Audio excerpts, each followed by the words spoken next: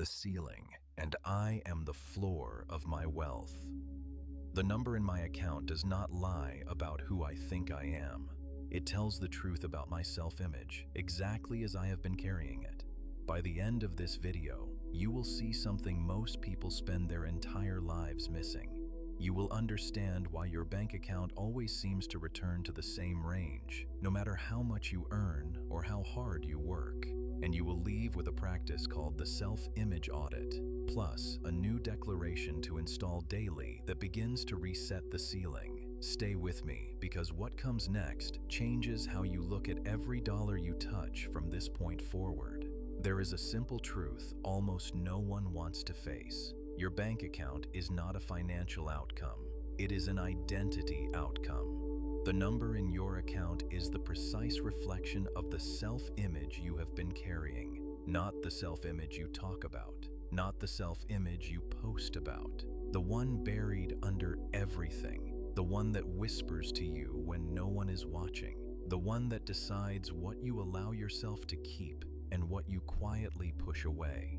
Money does not choose where it stays. Identity does. And whatever your identity can hold, the account will show. Whatever your identity cannot hold, the account will release. This is why two people with the same income live two different financial lives. This is why winning the lottery does not make poor people wealthy. This is why inheriting money so often disappears within a generation. The income changes, the identity does not, and the identity always wins. Here is the mechanism most people never see. You have, right now, a ceiling on what you believe you deserve financially. That ceiling is not visible to you because it sits below your conscious thought. It was installed by the time you were 12 years old. It was built brick by brick from what you heard, what you saw, and what you absorbed about money in your earliest years. Your parents complaining about bills, your relatives whispering about who had money and who did not, the silence at the dinner table when finances were tight, the phrases repeated again and again.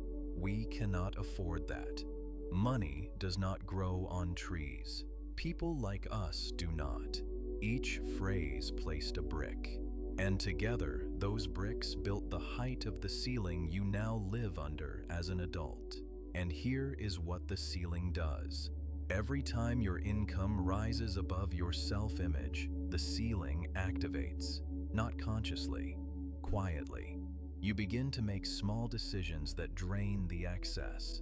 You upgrade what does not need upgrading. You give money away faster than usual. You take on a new expense that did not exist last month. You suddenly need something, and without ever deciding to do so, you return your account to the level that matches your identity. The ceiling holds. This is why income solutions almost never solve wealth problems. You can double your income and still feel broke 6 months later. You can triple it and find yourself in more debt than before, because nothing about the ceiling changed. The identity that drained the smaller income now drains the larger one with greater speed and greater efficiency. Now think about the opposite. Think about someone whose self-image is structurally larger than their current account.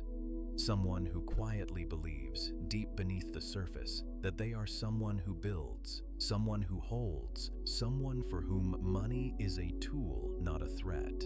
Their account may be small today, but the ceiling is high, and whatever income enters their life will rise toward that ceiling, because that is what money does.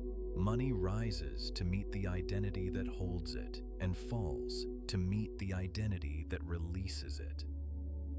There is a phrase that captures this exactly. The wealthy did not become wealthy because they earned more. They became wealthy because they raised the ceiling first. The earning came after. The identity came before. So here is the practice. It is called the Self Image Audit, and you complete it today, before anything else. Find a quiet space, take a piece of paper. Write at the top, what do I actually believe about myself with money? And then begin to answer honestly without performing for anyone, including yourself.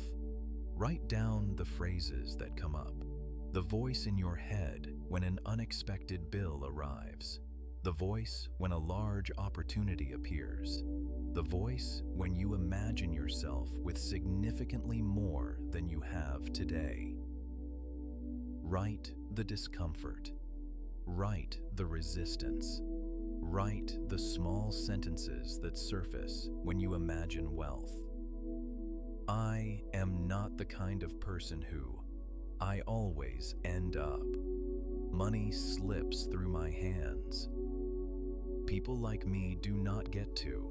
I never feel safe with too much. Each sentence you write is a brick in your ceiling. Each one of them was installed without your permission, long before you understood what was being installed. And each of them is currently active, draining the income that enters your life, returning your account to the level it has always been. Once you have the list, choose the one sentence that feels heaviest, the one that creates the most resistance when you read it. That is your primary ceiling sentence, the one running most of the decisions you do not see yourself making. Now write the replacement, not a fantasy, not a slogan, a deliberate identity statement that contradicts the old sentence with calm precision. If your ceiling sentence is, money slips through my hands, the replacement might be, I am someone whose hands keep what they receive.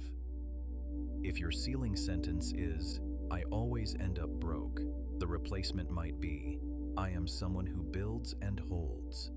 If your ceiling sentence is, people like me do not get to, the replacement might be, I am the kind of person wealth answers to.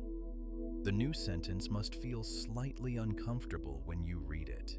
If it feels comfortable, it is too small.